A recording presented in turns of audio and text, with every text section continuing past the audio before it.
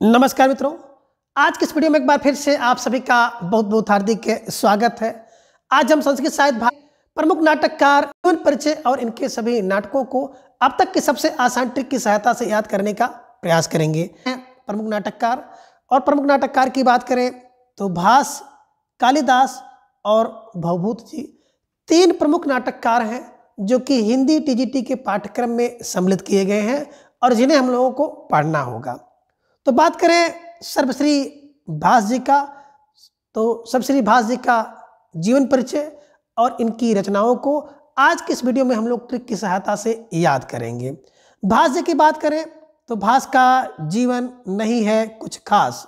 भास जीवन नहीं कुछ खास, यानी कि भास जी का जो जीवन है इस विषय में कोई सूचना नहीं मिलती है और ऐसा माना जाता है कि कालिदास के पूर्ववर्ती थे। तो इसका अनुमान इस कारण से लगाया जाता है कि कालिदास के जो प्रमुख नाटक है उस नाटक का नाम है मालविकाग्नि मित्रम। तो उसी मालविकाग्नि मित्रम में कालिदास ने सादर इनको स्मरण किया है और लिखा है कि प्राथित यशा आसाम भास सौमिल्य, यानी कि भास जी का उन्होंने स्मरण किया है। तो इस आधार पर यह कहा जा सकता है कि जो भास जी हैं वो कालिदास से पूर्ववर्ती है, यानी कि कालिदास से पूर्व इनका जन्म हुआ माना जाता है। आगे टी गणपत शास्त्री जी ने भास का समय जो है ईसा पूर्व चतुर्थी शताब्दी माना है। तो भास के जो जीवन के बारे में इस प्रकार से आप देख सकते हैं, कुछ खास नहीं है। तो दिमाग में आप रख लीजिएगा कि भास का जीवन नहीं है कुछ खास। ठीक है, बात करें इनके नाटकों की तो इन्होंने कुल 13 नाटक लिखा है और जो 13 नाटक लिखे हैं इन सभी 13 नाटकों के अलग अलग स्रोत हैं। तो आपका जो प्रश्न है स्रोत से भी बन सकता है और नाटकों से भी बन सकता है, इसलिए स्रोत और नाटक दोनों को आपको याद करना चाहिए। और बच्चे बताते हैं सर भास जी के ढेर सारे नाटक हैं, उन सभी नाटकों को कैसे याद किया जाए। तो आज के बाद आपको नाटक जो भास जी के हैं सभी नाटक चुटकी में आपके याद हो जाएंगे।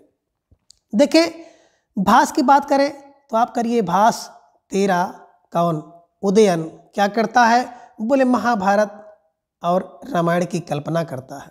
बस दिमाग में रखिएगा, भास 13 उदयन महाभारत और रामायण की कल्पना करता है।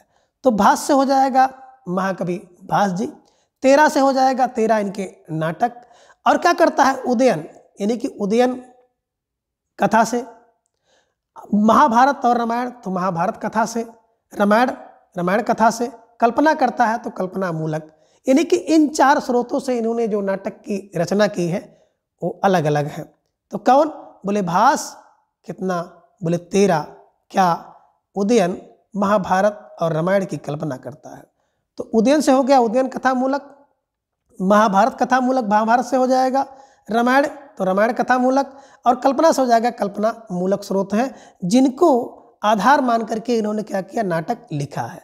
बात करें उदयन तो उदयन की कथा मूलक से संबंधित 2 नाटक हैं, जिनमें पहला है प्रतिज्ञा योगेंद्र नारायण और दूसरा है स्वप्नवास दत्तम।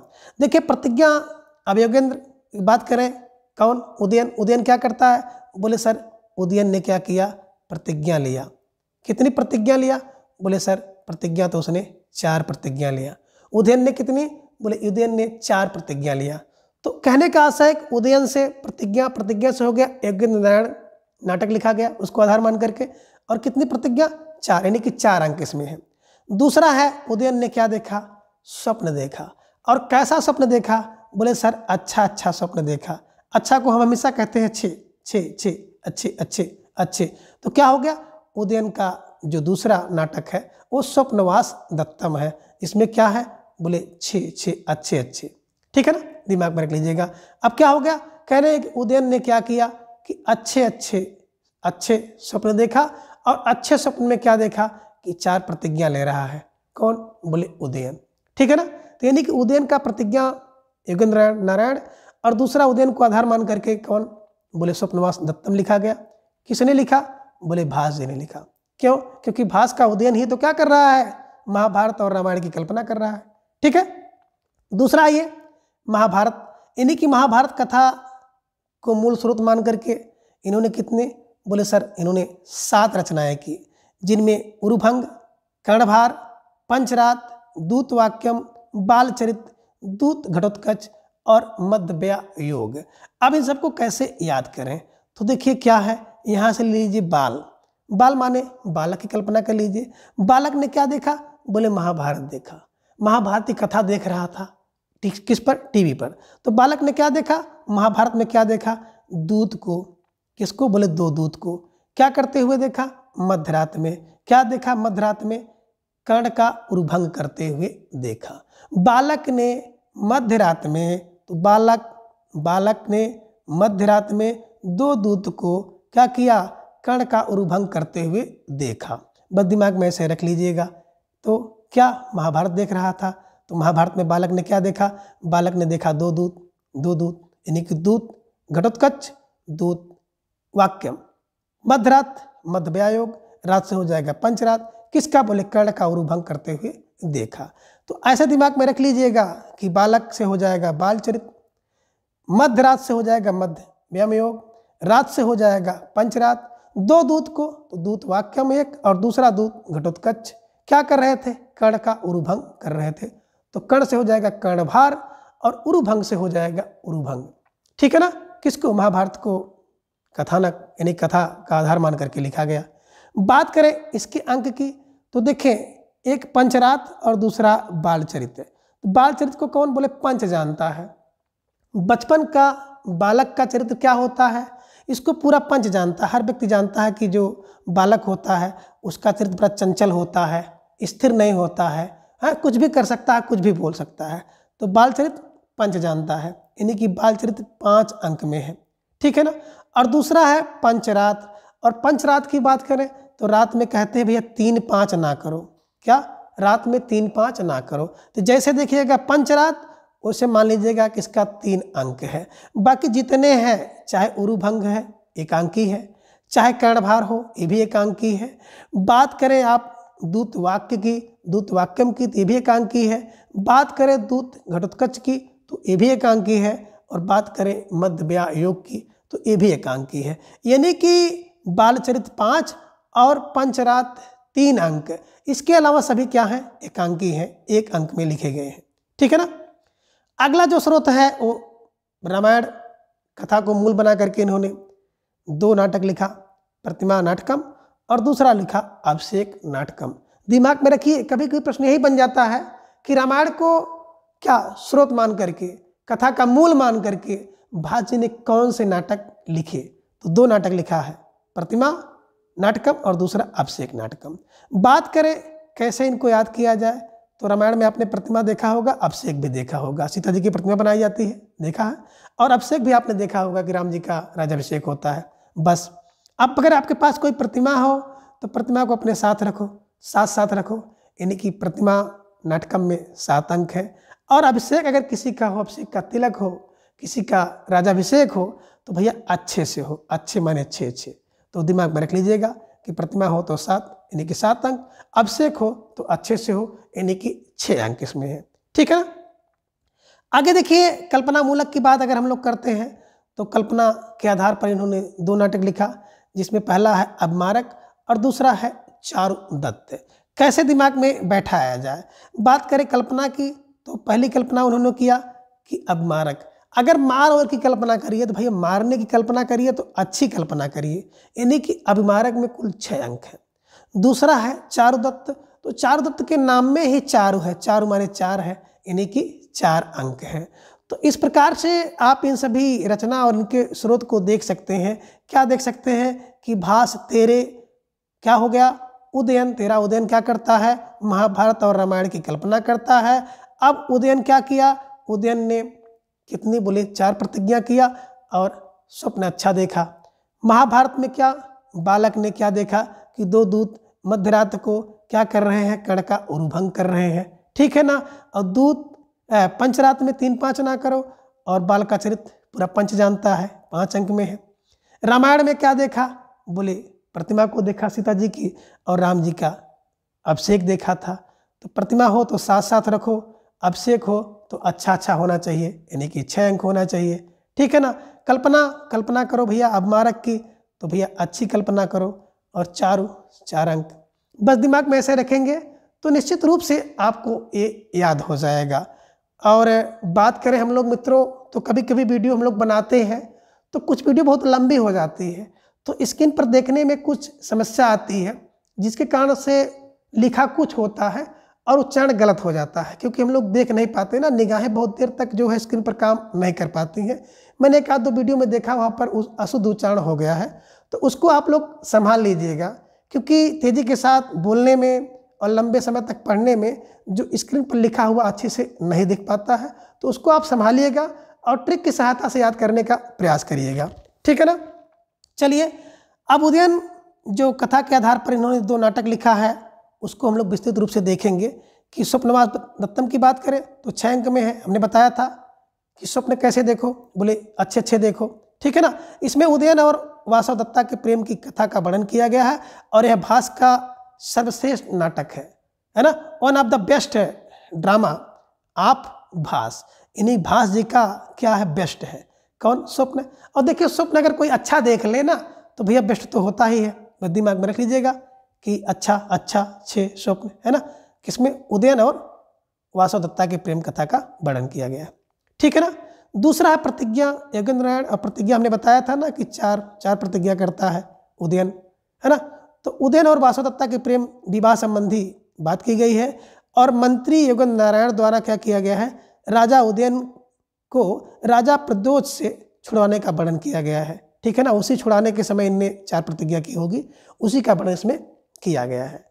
आगे बात करें, महाभारत कथा को मूल मानकर जो नाटक लिखे गए हैं, अभी आप कह रहे थे कि बालक क्या करता है, 2 दूतों को मध्यरात को कर्ण का उरुभंग करते हुए देखता है ना, तो बस ऐसे दिमाग में रखिएगा। अब महाभारत कथा से पंचरात्रम लिया गया है। पंचरात्रम की बात करते हैं तो नाटक 3 अंकों में है और आपने पढ़ा है कि रात में 3-5 ना करो, ठीक है ना, 3-5 ना करो, यानी कि पंचरात्रम जहाँ पे देखो तो समझ जाइए कि 3 अंकों का ये नाटक है, ठीक है ना। इसमें क्या है बता रहे हैं कि इसमें एक की समाप्ति के बाद द्रोण द्वारा युधिष्ठिर से पांडवों के राज वापस दिलाने की बात कही गई है और भिक्षा मांगी जाती है, लेकिन दुर्योधन ने कहा कि 5 दिन में पांडव मिल जाए तो उनका राज दिला दूंगा, ठीक है ना, ऐसी बात करता है। दूसरा है बालचरितम की बात करें तो बालचरित आपने देखा ही है, भी पढ़े हो कि बालचरित पंचचांता है, यानी कि 5 अंकों में लिखा गया है, जिसमें क्या है, श्री कृष्ण के जन्म से लेकर के मथुरा गमन तक की पूरी जो कथा है उसका वर्णन किया गया है। अगला यानी कि तीसरा जो नाटक है उरुभंग है। उरुभंग की बात करें तो भास जी की एकांकी हमने बताया था, एक उरु है, जिसमें भीम द्वारा क्या किया गया है, दुर्योधन के जंघा भंग, यानी कि उरु का भंग, उरु माने जंघा होता है ना, तो जंघे का भंग किया गया है, भंग किया गया है, ठीक है ना। आगे दूतवाक्यम की बात करें तो एकांकी है।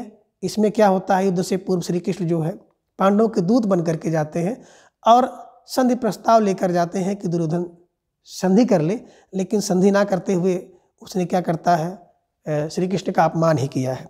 तो दूतवाक्यम में श्री कृष्ण खुद दूत बन के जाते हैं और एकांकी है, ठीक है। आगे दूतवाक्यम की, दूत घटोत्कच की बात करें तो यह भी एकांकी है। अभिमन्यु की मृत्यु के बाद जो है श्री कृष्ण जो है दूत बनाकर घटोत्कच को भेजते हैं, जो कि धृतराष्ट्र के पास जाता है और युधिष्ठिर द्वारा उसका अपमान किया जाता है। तो दूत घटोत्कच का भी अपमान होता है, ठीक है ना। आगे बात करें मध्यम व्या योग की बात तो एकांकी है, इसमें पांडव द्वारा घटोत्कच से एक ब्राह्मण को बचाने का वर्णन किया गया है। इसमें भीम, हिडिंबा तथा घटोत्कच के पुनर्मिलन की घटना भी मिलती है ना, हिडिंबा है ना और घटोत्कच भी वहीं मिलते हैं, ठीक है ना। आगे बात करें कर्णाभार की तो कर्णाभार एकांकी है। इसमें क्या होता है कि कर्ण द्वारा इंद्र को कवच और कुंडल जो है दान देने की कथा का वर्णन किया गया है। तो कर्णाभार कर्ण से संबंधित ही है, ठीक है ना, ऐसे दिमाग में रख लीजिएगा, एकांकी है, ठीक है। आगे देखिए, बात करें रामायण कथा को मूल कथा मान करके जो लिखा गया नाटक है प्रतिमा नाटक, 7 अंकों का है, प्रतिमा 7-7 रखो। इसमें क्या है, राम कथा संक्षेप में वर्णित है और भास का यह सबसे बड़ा नाटक है, बिगेस्ट नाटक, ठीक है ना, भास जी का। दूसरा है अभिषेक नाटक, जो कि रामायण कथा को मूल मान करके 6 अंकों में है। इसमें रामायण के किष्किंधा कांड के से लेकर के युद्ध कांड और अंत में राज्याभिषेक का वर्णन दिखाया गया है। तो आपने पढ़ा था ना कि प्रतिमा हो तो 7-7 रखो और अभिषेक हो तो अच्छे से हो, अच्छे यानी कि 6 अंक, ठीक है। आगे बात करें कल्पना मूलक नाटक की तो कल्पना मूलक नाटक में अबमारक है। अबमारक अगर कल्पना करो मारक की तो अच्छी करी, यानी कि 6 अंकों में है। इसमें राजकुमार अबमारक और कुंती भोज की पुत्री जिसका नाम है खुरंगी के प्रेम विवाह का वर्णन किया गया है। आगे चारुदत्त की बात करें तो चारुदत्त है 4 अंकों का नाटक है। इसमें ब्राह्मण चारुदत्त तथा वैश्या जिसका नाम है बसंत सेना के प्रेम का वर्णन किया गया है और यह एक अधूरा नाटक है। तो देखिए, जब मारक हो तो अच्छी मारक हो और 4 में 4 है तो 4 ही रहेगा। ब्राह्मण चारुदत्त ने वैश्या बसंत सेना से प्रेम किया है, इसका वर्णन किया गया है और अधूरा नाटक है। ठीक है ना। आगे कुछ टिप्पणी में दिया गया है कि जो शूद्रक जी ने लिखा है मृच्छकटिकम, तो मृच्छकटिकम रचना जो है चारुदत्त नाटक के आधार पर की गई है। और भास का पहला नाटक स्वप्नवास दत्ता है, स्वप्न कैसा अच्छा देखते हैं। और अंतिम है चारुदत्त, इन्हें महाकवि कालिदास। और बात करें महाकवि कालिदास के जीवन परिचय की, तो ज्योति विदारण के अनुसार कालिदास जी जो है विक्रमादित्य के नवरत्नों में से एक थे। तो एक जानकारी तो मिल गई कि विक्रमादित्य के नवरत्नों में से एक थे। दूसरा बता रहे हैं कि मेघदूत के आधार पर ज्ञात होता है कि ये उज्जैन के निवासी थे। तो मेघदूत के आधार पर उज्जैन के निवासी थे।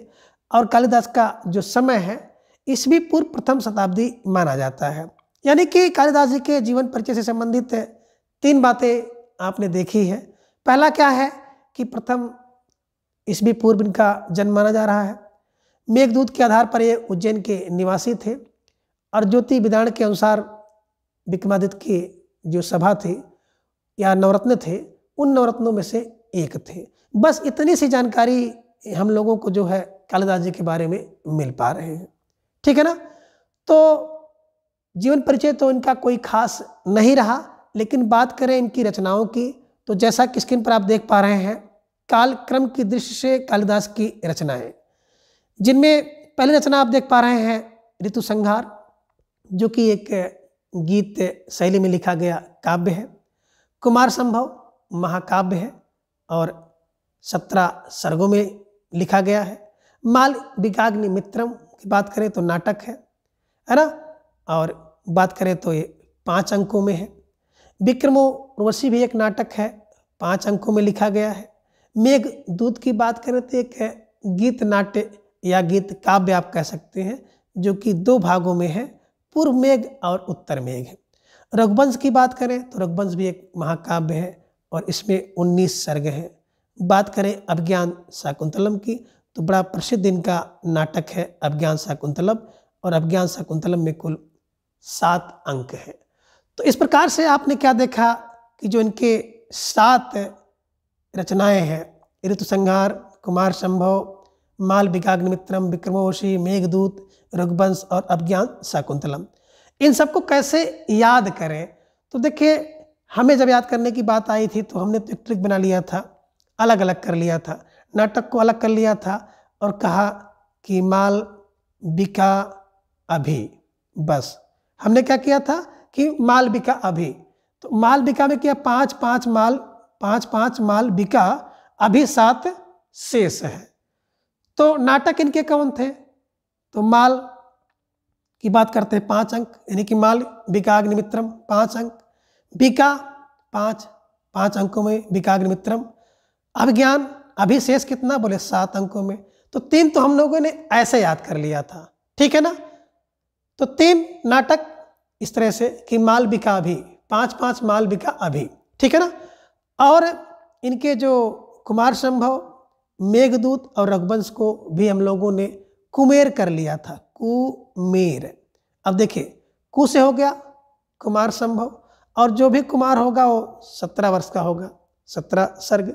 माँ से आप कह सकते हैं कि मेघदूत, और मेघदूत देखे होंगे ना कि मेघ की बात हम लोग करते हैं तो मेघ उत्तर और पूर्व 2 अंकों में है, यानी कि 2 भागों में है, उत्तर मेघ और पूर्व मेघ।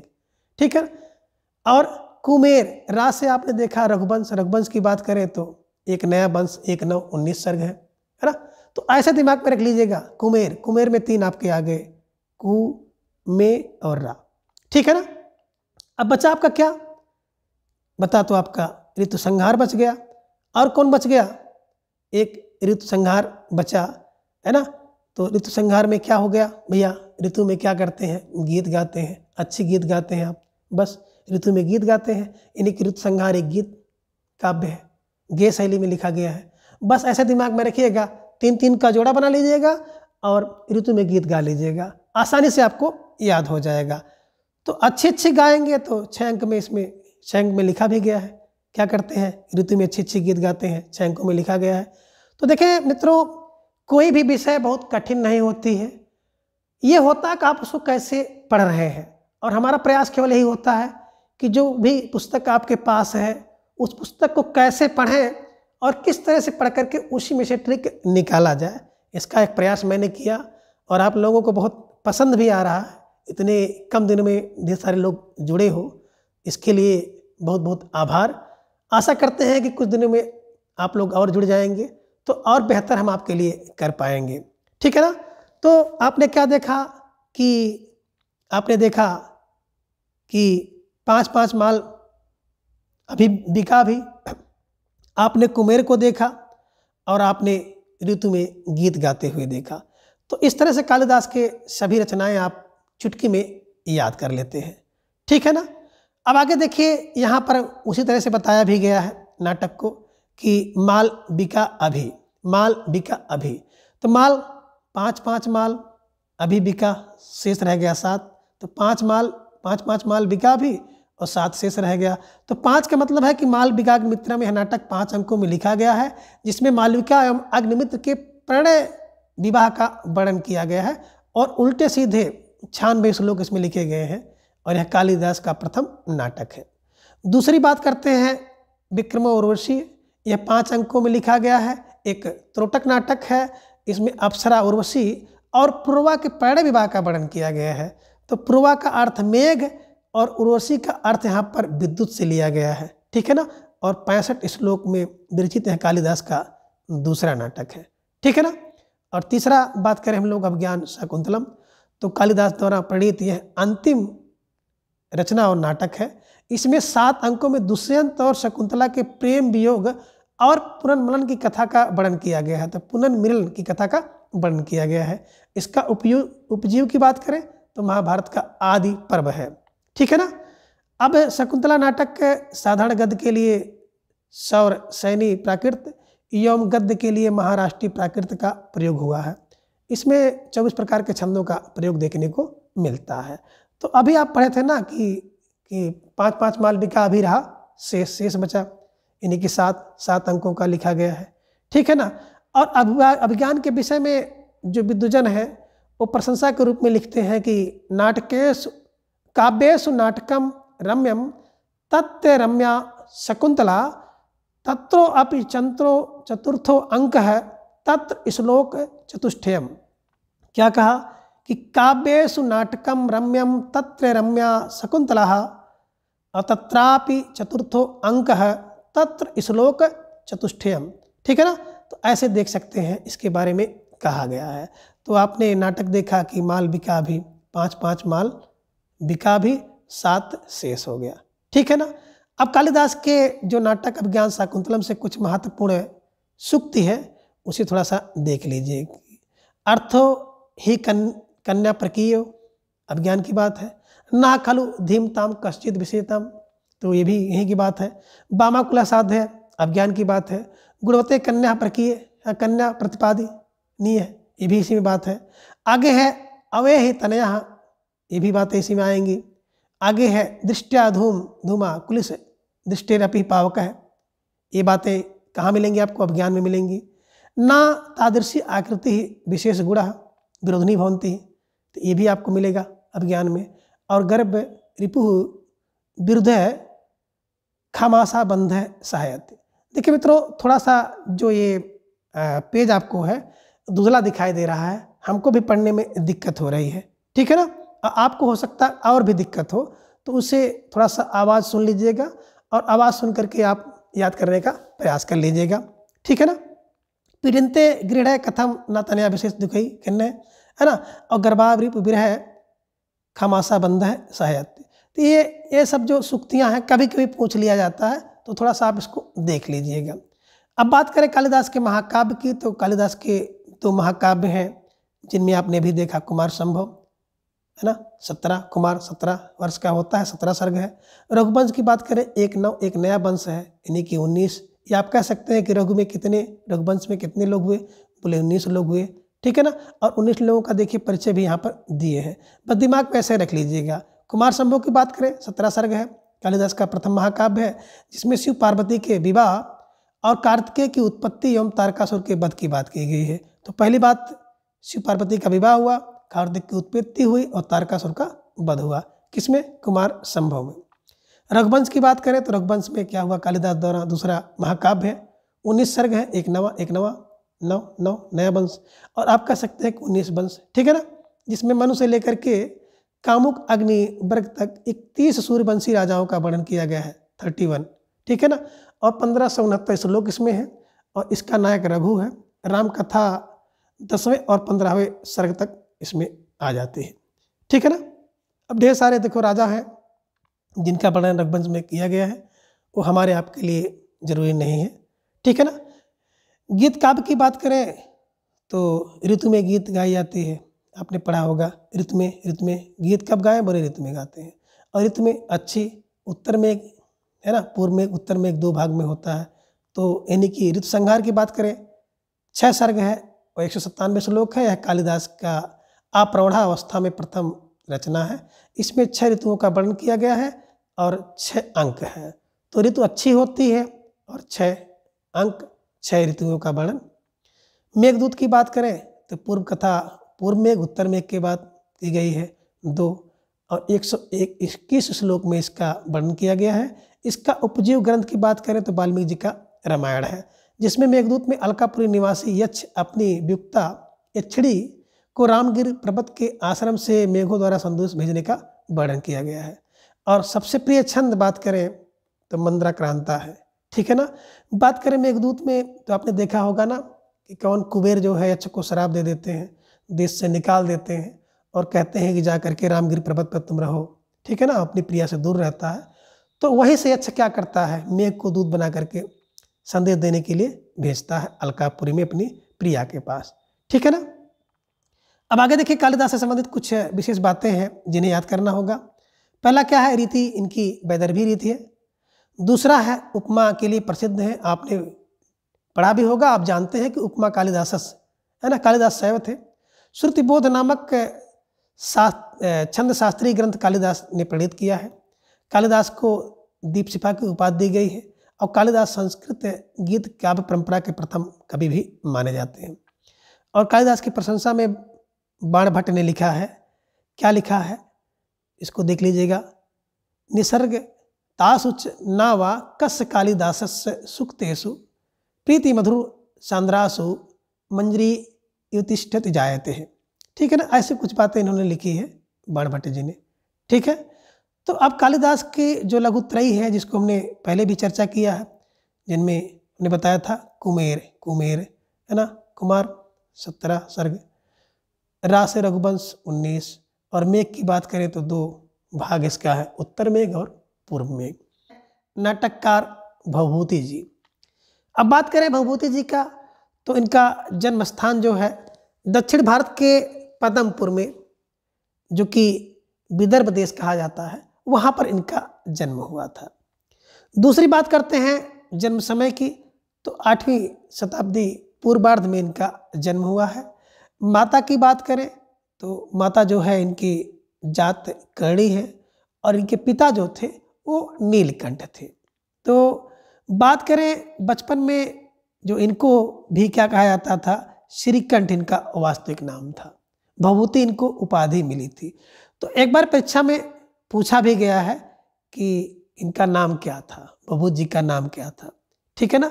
तो उसमें विकल्प में श्रीधर भी आया था और श्रीकंठ भी आया था।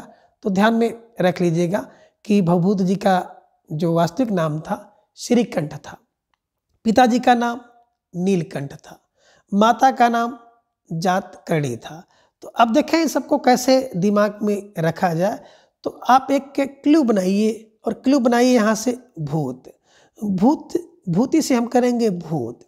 अब देखिए भाई, जो भूत होगा तो क्या होगा, बिल्कुल विदर्भ होगा, विदर्भ है ना, विदर्भ भयानक होगा, विदर्भ होगा।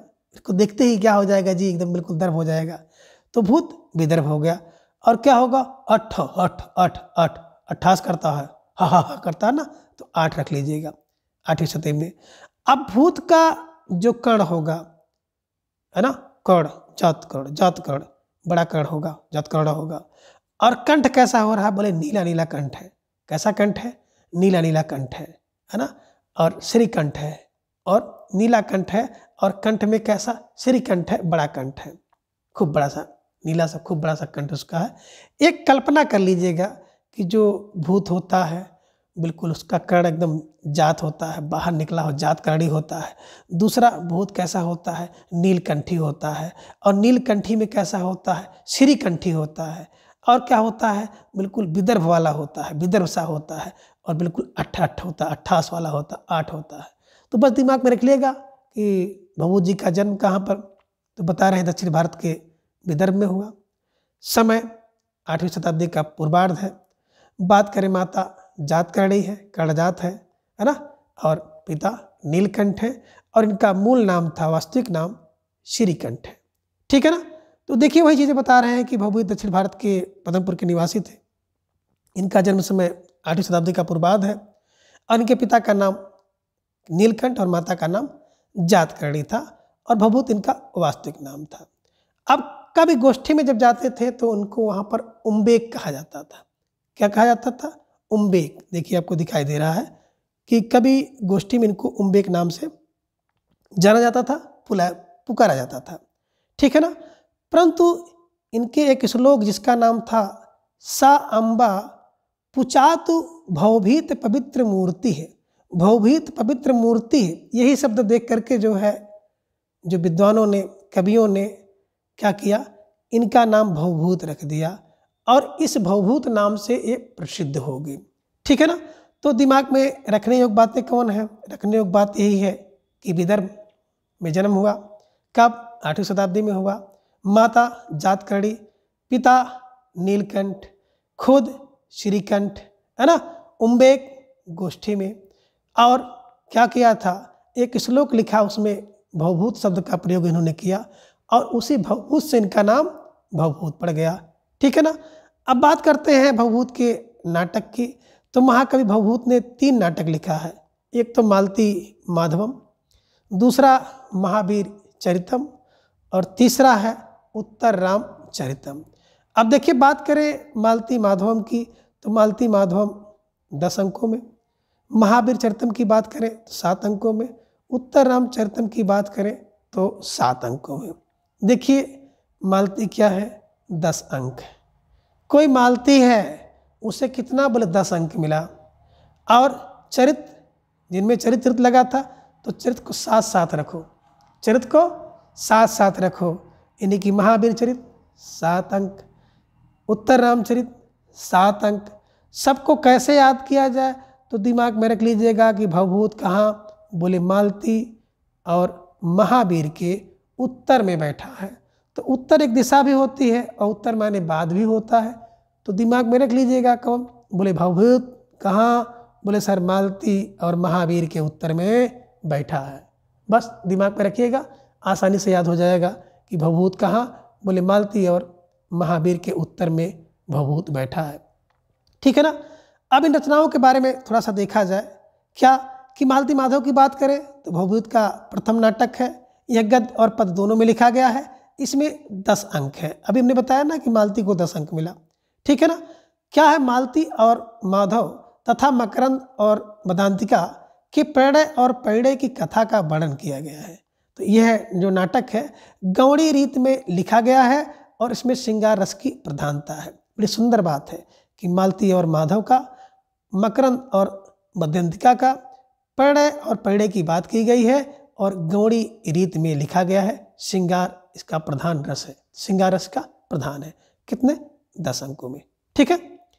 दूसरा जो नाटक है महावीर चरितम, इसमें 7 अंकों में राम के विवाह से लेकर राजाभिषेक तक की जो है घटना का वर्णन किया गया है, और इसका उपजीव रामायण है। यह वीररस प्रधान नाटक है, और गौड़ी रीत में लिखा गया है। तो गौड़ी रीत, अब महावीर चरितम हमने कहा था चरित्र को 7 रखो, 7 अंकों में है। राम के विवाह से लेकर के अभिषेक तक की बात की गई है, इसका वर्णन है, और उपजीव रामायण है, वीररस प्रधान है और गौड़ी रीत है। ठीक है ना। आगे तीसरा इनका जो नाटक है उत्तर रामचरितम, 7 अंकों में है, बताया ना, 7 रखिए। भवभूत का सबसेट नाटक है।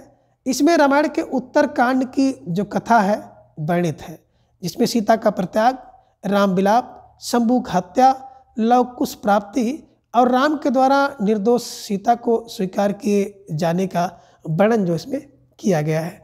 आप कह सकते हैं कि रामायण के बाद की जितनी भी कथाएं हैं सब इसमें लिखी गई हैं, यानी कि रामायण के उत्तर कांड की सारी चीज़ें, इसीलिए इसमें उत्तर लिखा ही गया है। ठीक है ना। चले बात कर रहे हैं, यह नाटक जो है वैदर्भी रीत में लिखा गया है, करुण रस प्रधान है। कभी कभी पूछा जाता है कि करुण रस किसमें है, तो उत्तर रामचरितम में करुण रस है, प्रधान करुण रस है। ठीक है ना।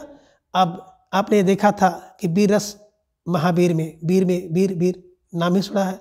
मालती की बात आती है, मधुर वाली बात आती है तो श्रृंगार रस है, तो मालती श्रृंगार, वीर लगा तो वीर रस, उत्तर में क्या हो गया, करुण रस हुआ। बस दिमाग में रख लीजिएगा। शुरुआत कहाँ से हो रही है, श्रृंगार से, पहुँची वीर के पास, वीर से कहाँ पहुँची, बोले सर करुण के पास पहुँची, है ना। पहले श्रृंगार होता है, फिर वीर होता है, फिर करुण होता है। दिमाग में ऐसे रखिएगा, ठीक है ना, आसानी से। भैरव का परिचय। अब बात करें महाकवि भैरव जी का, तो इनका जीवन परिचय कुछ इस प्रकार से रहा। जन्म समय 560 ईस्वी के लगभग इनका जन्म समय माना जाता है। स्थान दक्षिण भारत। पिता श्रीधर, माता सुशीला, और ग्रंथ इन्होंने लिखा है एकमात्र ग्रंथ है जो कि किरातार्जुनीयम नाम से प्रसिद्ध है। और इस किरातार्जुनीयम में 18 सर्ग है। और जो बृहत्त्रयी, जो 3 बृहत ग्रंथ माने जाते हैं, और उन 3 ग्रंथों में प्रथम ग्रंथ किरातार्जुनीयम है। और कभी कभी पूछ लिया जाता है निम्नलिखित में से कौन सा एक ग्रंथ जो है बृहत्त्रयी के अंतर्गत नहीं आता है, या कौन सा एक कवि है जो बृहत्त्रयी के अंतर्गत नहीं आता है। तो देखिए, कवि की बात अगर हम लोग करें तो आपके भैरव हैं, दूसरे माघ जी हैं, और तीसरे हर्ष हैं। तो आप इसको दिमाग में रख लीजिएगा कि भा, म और है, बस कर लीजिएगा कि भामा। भा से आपके हो जाएंगे भारवी, माँ से हो जाएंगे माघ, और हा से हो जाएंगे हर्ष। ये 3 ऐसे कवि हैं जो बृहत्त्रयी शाखा के अंतर्गत आते हैं। और इनकी जो रचनाएं हैं, उन रचनाओं को आप एक ट्रिक बना लीजिएगा, किसुन। क्या बनाइएगा, किसुन या किसन, जैसे आपको दिमाग में बैठ जाए तो किसुन ही बनाइएगा। ठीक है ना। किससे हो जाएगा, किरातार्जुनीयम जो कि 18 सर्ग में है। आप शिशुपाल वध, सु से हो जाएगा शिशुपाल वध, शिशुपाल वध, तो ये हो जाएगा 20 सर्ग। और अगला है ना से हो जाएगा नैषधि चरितम, तो नैषधि चरितम जिसमें 22 सर्ग हैं। ठीक है ना। तो 18, 20 और 22 किसुन और भामा, भामा भारवही, भारव, माघ और हर्ष, भामा और किसुन। तो भामा और किसुन को दिमाग में आप बैठा लीजिएगा, तो बृहत्त्रयी के कवि और उनकी जो रचनाएं हैं वो आसानी से याद हो जाएंगी। देखिए मित्रों, अगर हमारे वीडियो से आपको कुछ लाभ ना पहुँचे, आपको आसानी से याद ना हो, तो हमारा वीडियो बनाना कोई खास अर्थ नहीं रखता है। तो इसलिए मेरा प्रयास होता है कि आपको इन्हीं में से जो ट्रिक मिल जाए, उस ट्रिक की सहायता से आप आसानी से याद कर सके और हमेशा के लिए आपके दिमाग में बैठा रहे। जैसे मैंने याद किया है, बिल्कुल मैं वही प्रक्रिया आपको बताता हूँ कि आप ऐसे याद करें। चले, तो देखा आपने क्या कि महाकवि भारवी का जन्म 560, निवास दक्षिण भारत, पिता श्रीधर, माता सुशीला, और एकमात्र ग्रंथ था किरातार्जुनीयम। इनकी पत्नी भी थी, और पत्नी की बात की जाए तो पत्नी जो थी वो रसिकवती थी, रसिकवती। ठीक है ना। अब देखिए, ये सब बातें आपके दिमाग में कैसे आए, ये भी थोड़ा सा कठिन प्रश्न हो जाता है। तो देखिए, जो भारवी व्यक्ति होता है, उस भारवी व्यक्ति को हम लोग कह सकते हैं कि भारी, भार वाला, या आप कह सकते हो गंभीर व्यक्ति, है ना। अब गंभीर व्यक्ति कौन होगा, कह रहे हैं सर गंभीर व्यक्ति वह होगा जो 560 किलो का होगा, बड़ा गंभीर है। ठीक है ना। और कहाँ रहता है, दक्षिण भारत में रहता है।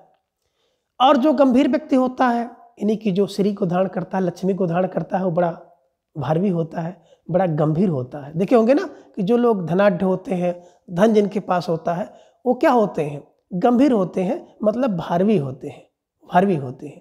वो बात बात पे पैसा नहीं दिखाते हैं। लेकिन जिनके पास थोड़ा सा कम पैसा होता है, खूब पैसा दिखाते हैं, ऐसा है वो है। तो बस दिमाग में बैठाइएगा कि क्या जो भारवी व्यक्ति होते हैं वो सिर धारण करते हैं, और जो भारवी व्यक्ति होते हैं, गंभीर व्यक्ति होते हैं, वो बड़े सुशील होते हैं।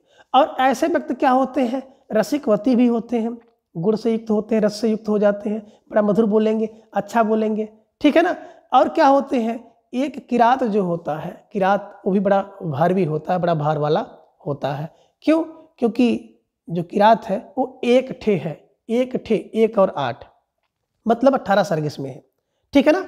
बस दिमाग में ये चीज़ रख लीजिएगा कि जो भारवी होगा, भार वाला व्यक्ति होगा, 560 kg का होगा, और कहाँ रहता है, दक्षिण भारत में रहता है। भार वाले व्यक्ति कैसे होते हैं, श्री को धारण करते हैं, इन्हीं की श्री को धारण करने वाला व्यक्ति भार वाला होगा। भार वाला व्यक्ति सुशील होगा, भार वाला व्यक्ति रसिकवती होता है, और भार वाला है ना, एक किरात, एक था कौन, किरात था, जो बड़ा भार वाला था। बस दिमाग में ऐसे रखिएगा, सारी चीज़ें आपको दिमाग में अस्थायी रूप से बैठ जाएंगी, ठीक है ना। अब देखिए, बात हम लोग करते हैं कि दंडी ने जो ग्रंथ लिखा था आवंत सुंदरी कथा, तो आवंत सुंदरी कथा के अनुसार जो महाकवि भारव हैं, ये दंडी के प्रपिता माह कहे जाते हैं, माना जाता है। इन्हीं की इनके दादा थे, ठीक है ना। जन्म अभी आपने पढ़ा है कि 560 ईस्वी पूर्व, इन्हीं की 560 है ना किलो के थे, और 660 ईस्वी के लगभग माना जाता है। दक्षिण भारत के निवासी थे, अभी आपने देखा है। इनके पिता का नाम श्रीधर था, आपने देखा बिल्कुल। जो भारवी व्यक्ति होगा श्री को धारण करेगा, श्री को धारण करने वाला व्यक्ति भारवी होता है, गंभीर होता है। कुछ इतिहासकार नारायण स्वामी को इनका पिता मानते हैं, और भारवी जी की माता सुशीला थी। अभी आपने पढ़ा है कि जो भारवी व्यक्ति होगा, गंभीर व्यक्ति होगा, वो सुशील होगा, सुशील व्यक्ति भारवी होता है, ठीक है ना। और भारव इनकी उपाधि थी, नाम नहीं था। ये शैव भक्त थे, और इनकी पत्नी का नाम रसिकवती था, और ये संस्कृत साहित्य में अलंकृत शैली के जन्मदाता माने जाते हैं, है ना। तो अलंकृत शैली के जन्मदाता थे। आगे इनकी कृत की बात करें तो इनकी एकमात्र कृति है जिसका नाम है किरातार्जुनीयम। इन्हीं की एक था कौन, बोले किरात, जो बड़ा भारवी था, तो 18 सर्गों में है, ठीक है ना। अब देखिए, जो किरात है 18 सर्गों में है। बृहत्त्रयी का प्रथम ग्रंथ माना जाता है, अभी आपने पढ़ा क्वेश्चन में। यह मूलतः वीररस का है, बिल्कुल सही बात है, वीररस में है। रीति वैदर्भी है। उपजीव महाभारत का वन पर्व है। इसमें 1040 श्लोक है, और इसमें शिव को प्रसन्न करने के लिए अर्जुन द्वारा पशुपात अस्त्र प्राप्त करने का वर्णन किया गया है कि शिव जी खुश हो जाए और अर्जुन को क्या कर दे, पशुपात्र यत्र दे दे। तो यही अर्जुन है जो किरात का भेष बनाकर जा रहे हैं, है ना। तो कृतार्जुनियम में सर्ग आरंभ एवं सर्गा अंत लक्ष्मी से होता है। तो किरातार्जुनियम में देखेंगे श्री से सर्ग का आरंभ होता है और लक्ष्मी शब्द से समाप्त होता है।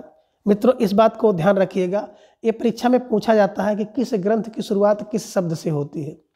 तो ठीक है ना, किरात पहले क्या करता है, श्री श्री करता था कि श्री श्री, अरे श्रीमान जी, श्री जी, और बाद में क्या किया, धीरे धीरे यही किरात जो भार वाला था, एक था, वो क्या हो जाता है, बिल्कुल लक्ष्मी करने लगता है ना। देखे होंगे तमाम लोग ऐसे होते हैं, जब नौकरी पाते हैं ना तो जी हुजूर श्री करते हैं कि नहीं मुझे पैसा वैसा नहीं चाहिए, ऐसा वैसा नहीं चाहिए, लेकिन धीरे धीरे बाद में भी क्या करते हैं, घूस वगैरह लेने लगते हैं, लक्ष्मी लेने लगते हैं। तो दिमाग में बस यही रखिएगा कि ये किरात था जो पहले श्री करता था, हर ग्राहक को, हर पेशेंट को, हर व्यक्ति को क्या करता था, श्री करता, श्री लगा के, है ना। और बाद में लक्ष्मी करने लगा, लक्ष्मी माने पैसा जो देता था उसी का सम्मान करता था, उसी का काम करता था।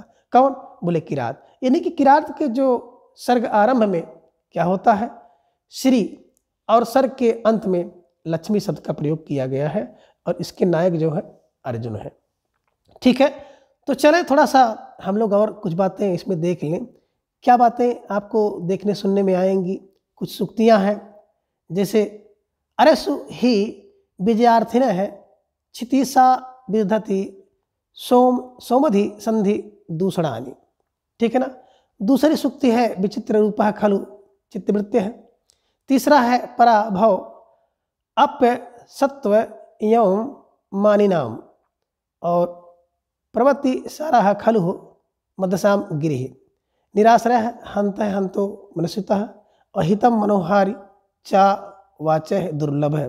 बड़ी प्रसिद्ध ये सूक्ति है और कई बार पूछी भी गई है, पूछे जाने योग्य है, इसलिए इसको दिमाग में रखिएगा कि हितम मनोहार चा वाच्य वाचम दुर्लभम। आगे है गुणानुरोधेन बिना ना सक्रिय और पियाणी दंडेन सा धर्म विप्लवम। आगे है अहो दुरंता बलवद विरोधिता, अहो दुरंता बलवद विरोधिता अनिहंति दंडेन सा धर्म विप्लवम अगली सूक्ति है। और आगे है भावाद्रिदेशम प्रमाद जमोदितम भावत्यधि क्षेप इव अनुशासनम इवानुशासनम इव अनुशासनम। तो इस प्रकार से जो ये सूक्तियाँ हैं इसको भी दिमाग में रख लीजिएगा, कभी कभी प्रश्न बन जाता है। ठीक है ना। आगे भारव जी की बात बता रहे हैं कि अर्थ गौरव के लिए जानते हैं। भारवी अर्थ गौरव प्रसिद्ध हैं। भारव जी विचित्र मार्ग के प्रतिपादक माने जाते हैं, बिल्कुल विचित्र थे, भारवी थे तो विचित्र थे। और भारवी एक एकाक्षरी श्लोक का प्रयोग करते थे। एक था किरात तो क्या करते थे, एकाक्षरी श्लोक का प्रयोग करते थे। आप कृतार्जुनियों के प्रथम 3 सर्ग जो है बड़े क्लिष्ट है, इसलिए इसे पाषाण तरह कहते हैं। 3 पाषाण 3 प्रसाण 3 पत्थर। नारिकेल सम्मित वाचो, भारवी देखने में बड़े कठोर लगते थे नारियल की तरह, और अंदर से उसी तरह नारियल की तरह बिल्कुल क्या ना कोमल थे। और भारवी चालुक वंशी राजा विष्णु वर्धन की सभा पंडित थे। तो देखिए आपने क्या देखा, 2 चीजें आपने देखी। एक तो भारवी जी का जीवन परिचय देखा और दूसरा इनकी जो रचना है, जो ग्रंथ है कर्तार्जुनीयम देखा। तो दोनों को हम लोग ट्रिक की सहायता से दिमाग में बैठाने का प्रयास करेंगे ताकि आपके दिमाग में हमेशा और अस्थाई के लिए बन जाए। तो सबसे पहले आप एक किसको ले लीजिए, भारवी को ले लीजिए, है ना, भारवी। अब देखिए कौन भारवी, बोले सर एक भारवी व्यक्ति था, गंभीर व्यक्ति था। तो जो भारवी व्यक्ति था वो श्री को धारण करेगा, इन्हीं के श्री को धारण करने वाला जिसके पास श्री होती है, धन होता है, वो भारवी होता है। दूसरा क्या होता है, जो भारवी व्यक्ति होता है वो सर सुशील होता है। तीसरा क्या होता है सर, वो व्यक्ति बिल्कुल रसिकवती होता है। भारवी व्यक्ति का भार कितना होगा, बोले सर 560 ईस्वी होगा। भारवी व्यक्ति कहाँ रहता है, बोले सर दक्षिण भारत में रहता है। अब भारवी व्यक्ति कैसी बोली बोलता है, बोले सर भारवी व्यक्ति तो हमेशा बिल्कुल सुशील होता है, अलंकृत और अर्थ गौरव वाली भाषा बोलता है। यानी कि इन्होंने अलंकृत और अर्थ गौरव वाली बाली का प्रयोग किया था सबसे पहले। और क्या होता है, बोले सर भारवी व्यक्ति क्या होता है, विचित्र भाव का प्रवर्तक होता है, इन्हीं की विचित्र भाव का प्रयोग करता है। और सर इतनी ही बात नहीं होती है, बिल्कुल भारवी व्यक्ति जैसे नारिकेल होता है उस तरह से होता है। वो बाहर से तो आपको दिखाई देगा बड़ा कठोर, लेकिन अंदर से बड़ा कोमल होता है। तो ये दिमाग आप इन सब बातों को दिमाग में रख लीजिएगा कि भारवी व्यक्ति कैसा होगा, श्री को धारण करेगा, भारवी व्यक्ति सुशील होगा, भारवी व्यक्ति रसिक होगा यानी कि रसिकावती होगा, 560 किलो का होगा, अलंकृत और अर्थ गौरव वाली वाणी बोलता है और विचित्र मार्ग का प्रवर्तक होता है। और उसका जो व्यवहार होता है नारिकेल के सदृश होता है कि देखने में तो कठोर लगेगा ऊपर से, और अंदर से उतना ही मुलायम होता है। ठीक है ना। ये तो आपने भारवी जी के बारे में जाना। अब भारवी जी की जो रचना है किरातार्जुनीयम, इसके बारे में भी एक ट्रिक बनाइए, एक क्लू बनाइए जो सब कुछ इसमें आ जाए। क्या है, बोले सर एक था किरात, एक था 1 और 8 यानी कि 18 सर्ग है। कितना, बोले सर 18, एक था है ना कृतार्जुनीयम में। और क्या था, ये किरात पहले श्री श्री करता था सबको और बाद में इसने कहा लक्ष्मी लक्ष्मी करने लगा, यानी कि इसके सर्ग के प्रारंभ में श्री और अंत में लक्ष्मी शब्द का प्रयोग किया जाएगा। और एक जो किरात था ये सर कैसा था, बता रहे हैं कि बड़ा वीर था, वीर माने वीर रस। और क्या था, बड़ा वैदर्भी था, वैदर्भी रीति। और क्या था, इसका हृदय बिल्कुल पाषाण त्रय था, यानी कि इसके 3 अभी आपने पढ़ा ना, प्रारंभ के 3 सर्ग जो हैं बिल्कुल बड़े कठिन हैं, क्लिष्ट हैं, इसलिए विद्वानों ने उसको पाषाण त्रय कहा है। और सर किरात कहाँ? बोले सर भारत के वन में रहता था। यानी कि भारत से कर लीजिएगा कि महाभारत, और वन से हो जाएगा वन पर्व से लिया गया है ये जो कृतार्जुनीयम आपका ग्रंथ है, ठीक है ना। तो कहाँ रहता था ये किरात? भारत के वन में रहता था। और क्या करता था? अर्जुन से मिला था और शिव को पुष्पात्र देते हुए देखा था। यानी कि अर्जुन द्वारा शिव जी से पुष्पात्र यंत्र प्राप्त करने की जो घटना है, जो वर्णन है, इसमें किया गया है, ठीक है ना। तो ये सब बातें आपके दिमाग में आनी चाहिए। क्या सर एक किरात था, एक था किरात, एक था 18 सर का। किरात कैसा था? पहले श्री श्री करता था, बाद में लक्ष्मी लक्ष्मी करने लगा। वीर था, बिल्कुल वीर रस। वैदर भी था, वैदर भी रीति है। पाषाण त्रय था, उसका हृदय बिल्कुल पाषाण त्रय था। यानी कि शुरुआत के 3 अंक देखे होंगे ना, नारकेल जैसा उसका व्यवहार था। भारत के वन में रहता था। उसने अर्जुन को क्या करता है? शिव जी से पुष्पात्र यश अस्त्र प्राप्त करते हुए दे। माघ, बात करें महाकवि माघ का जीवन परिचय, तो माघ का जीवन परिचय कुछ इस प्रकार से था, जिसमें जन्म समय की बात करें तो 7वीं शताब्दी में माघ जी का जन्म हुआ। पिता इनके दत्तक थे। माता का नाम ब्रह्मी था। इनका एकमात्र ग्रंथ है शिशुपाल बधम, और इन्हें उपाधि जो दी गई थी उस उपाधि का नाम है घंटा माघ। अब देखिए ढेर सारी जो बातें हैं इन सबको कैसे आप ट्रिक में समेटे, क्योंकि ट्रिक से ही आपको याद करना है। तो देखिए ट्रिक बना लीजिए। क्या ट्रिक बना कि यहाँ पे 7 है, यहाँ पे माघ है, तो माघ को चाहे माघ माह कर लीजिए, चाहे 7वां माह कर लीजिए। तो आप कर लीजिएगा कि 7वें माघ में क्या होता है? ब्रह्मी के यहाँ क्या होता है? एक शिशु का जन्म होता है। तो शिशु क्या करने लगता है? जैसे जन्म लिया, पैदा हुआ, वो 20 बार क्या करने लगा? श्री श्री करने लगा, है ना। अब जब वो बालक श्री श्री 20 बार किया तो ब्रह्मी जो है घबरा गई, और घबरा करके उसने क्या किया? दत्तक को दे दिया। अब दत्तक को दे दिया तो यही दत्तक लेकर जाते हैं उस बालक को, और क्या करते हैं? माघ में घंटा बजा देते हैं। अब जैसे माघ में घंटा बजाते हैं, बालक ठीक हो जाता है, स्वस्थ हो जाता है। ये तो एक इमेजिन है, एक ट्रिक है, एक कल्पना है, जिससे आपको याद करना है। क्या याद करना है? सर 7वें माह में कौन? बोले सर ब्रह्मी के यहाँ कौन? एक शिशु जन्म लेता है, और शिशु क्या करता है? 20 बार श्री श्री करता है। तो क्या होता है? ब्रह्मी घबरा जाती है और उसे दत्तक को दे देती है, और दत्तक ले जाता है, क्या करता है? माघ के घंटे को बजाता है, माघ में घंटा बजा देता है, जिससे बालक शिशु जो है ठीक हो जाता है। तो कहने का आशय है कि 7वें माघ में, यानी कि 7वीं शताब्दी में माघ का जन्म हुआ। किसके यहाँ हुआ? ब्रह्मी के यहाँ हुआ। तो ब्रह्मी इनकी माता का नाम है। अब ब्रह्मी के यहाँ किसका जो शिशु का जन्म होता है, तो शिशु से हो जाएगा शिशुपाल बधम। शिशु क्या करता है? 20 बार क्या करता है? श्री श्री करता है। कहने का आशय है कि इसमें कुल 20 सर्ग हैं, और प्रथम सर्ग में ही श्री का प्रयोग किया गया है, और सर्ग के अंत में भी श्री शब्द का प्रयोग किया गया है। जबकि किरात में आपने पढ़ा था कि किरात पहले श्री श्री करता है और बाद में लक्ष्मी लक्ष्मी करता है, ठीक है ना। लेकिन यहाँ पर क्या करिएगा? जब शिशु पैदा होगा माघ माह में, 7वें माघ माह में शिशु पैदा होगा ब्रह्मी के यहाँ, तो क्या करता है? वो शिशु 20 बार क्या करता है? श्री श्री करता है। यानी कि सर्ग के आरंभ में श्री और सर्ग के अंत में श्री शब्द का प्रयोग इन्होंने किया है। और मेरे ख्याल से इसके पूर्व जो टीजीटी की परीक्षा भी हुई थी, तमाम भाई बहनों का उसमें सिलेक्शन भी हुआ है, उसमें शायद ये प्रश्न पूछा था, है ना। तो इसको आप लोग देख लीजिएगा। तो हम लोगों को तैयारी उसी ढंग से करनी है जिस ढंग से आपके परीक्षा में प्रश्न पूछा जा रहा है, ठीक है ना। तो ध्यान में रखिएगा, श्री श्री करता है, यानी कि श्री सर्ग के आरंभ में और श्री सर्ग के अंत में करता है। तो क्या हो जाता है? घबरा करके दत्तक को देती हैं। दत्तक मतलब इनके पिताजी का नाम है। और दत्तक क्या करते हैं? माघ में घंटा बजा देते हैं, बालक या शिशु जो है स्वस्थ हो जाता है। तो घंटा से हो जाएगा घंटा माघ इनकी उपाधि है, ठीक है ना। तो ये तो छोटा सा ट्रिक था, और इस छोटे ट्रिक में आपने जो विशेष विशेष बातें थी देखी हैं, ठीक है ना। तो माघ का समय 7वीं शताब्दी माना जाता है, आपने भी देखा है 7वें माघ में क्या शिशु का जन्म हुआ। इनके पिता का नाम जो है सुप्रभदेव बड़लात के सर्वाधिकारी थे। इनके पिता जो माह थे वो क्या करते थे, सुप्रभदेव के जो है सर्वाधिकारी थे, सर्वाधिकारी थे, ठीक है ना।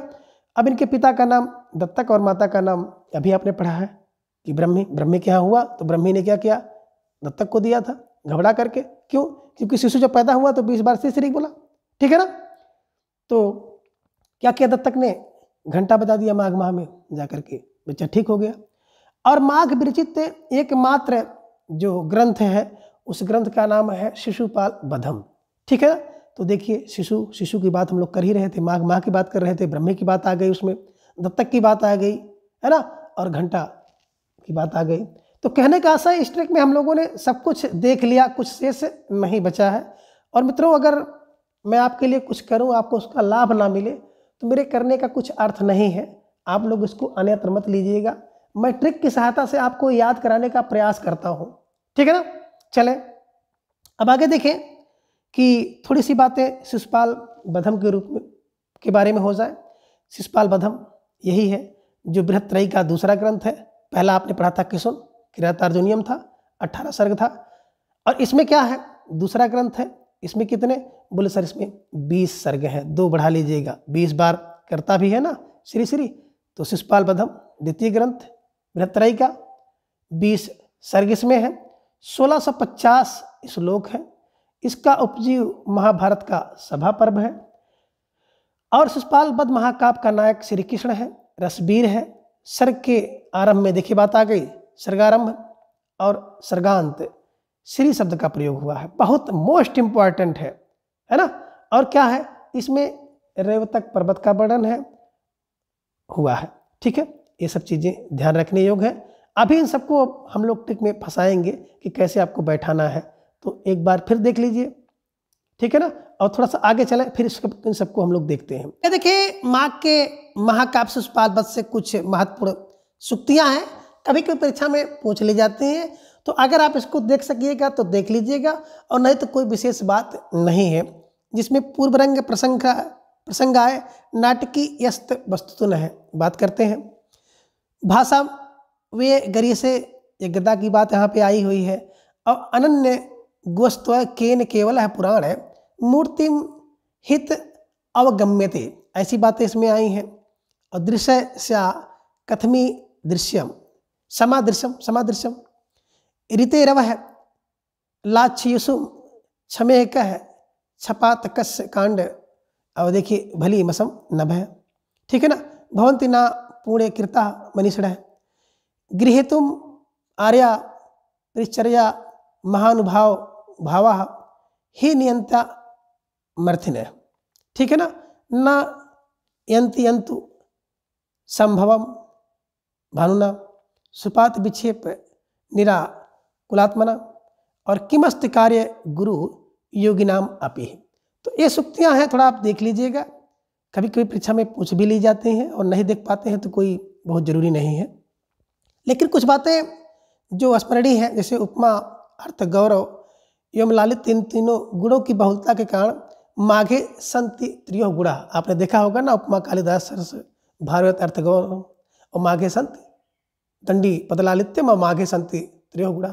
तो ये सब चीज़ें हैं, उपमा कालिदास का है ना, अर्थ गौरव किसका, भारव का है, दंडी का पदलालित्य है, और माघे संति त्रियो गुणा, यानी कि माघ माह में तीनों गुण होते हैं, ठीक है ना। क्या होगा, अर्थ गौरव होगा, पदलालित्य होगा, उपमा भी होगी, बस दिमाग में रख लीजिएगा, ठीक है ना। आगे है माघ वैष्णव भक्त कवि थे, माघ की शैली गौड़ी थी, और माघ को मालिनी छंद अभीष्ट था। ये सब चीज़ें आप देख लीजिए, और याद कराने का जो जिम्मेदारी है हमारी है, कैसे याद करना है। एक बार फिर से इन सभी को देख लीजिए कि सबसे पहले हम लोग माघ के बारे में जानेंगे ट्रिक से। तो माघ की बात करते हैं तो अभी आपने पढ़ा है कि कौन, बोले माघ महीने में कर लीजिए 7वें दिन क्या हुआ, बोले सर ब्रह्मी के यहाँ क्या हुआ, शिशु का जन्म हुआ। अब शिशु का जन्म हुआ तो शिशु ने क्या किया, 20 बार श्री श्री बोल दिया, तो क्या होंगे ये ब्रह्मी घबरा गई और ये दत्तक को दे दी। तो दत्तक ने क्या किया, दत्तक उसको ले गए और माघ में घंटा बजा दिया, और जब घंटा बजा दिया तो पुत्र ठीक हो गया। तो कहने का आशय क्या है कि माघ का जन्म 7वीं शताब्दी में, माता ब्रह्मी, पिता दत्तक, ग्रंथ शिशुपाल बधम, उपाधि घंटा माघ। ठीक है ना, इतनी बातें तो आपने देखी थी। अब आगे माघ में कुछ चीज़ें और जोड़ लीजिए कि माघ में क्या होता है। तो जो माघ महीना होता है ये, इसमें वैष्णो जाइए, वैष्णो यात्रा करिए। माघ महीना क्या होता है, बड़ा गौड़ी महीना होता है। माघ महीने में क्या होता है, तीनों गुण होते हैं। अभी आपने पढ़ा है कि कौन, दंडी का पतलालित, उपमा कालिदास का, भारों का अर्थ गौरव, ये तीनों होगा माघ महीने में। ठीक है ना। और भाषा शैली गौड़ी भी आपने देखा ही है। तो बस दिमाग में रख लीजिएगा कि माघ में क्या हो रहा है।